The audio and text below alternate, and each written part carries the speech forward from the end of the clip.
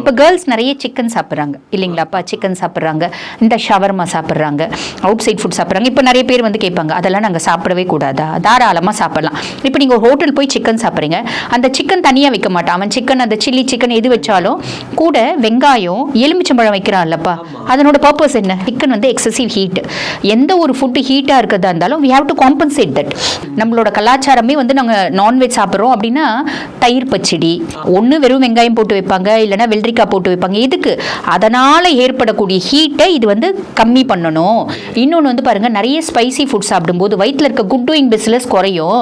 அப்போ தயிர் சாப்பிடும்போது தயிரில் இருக்க லாக்டிக் ஆசிட் பெசிலஸ் அப்படின்வாங்க.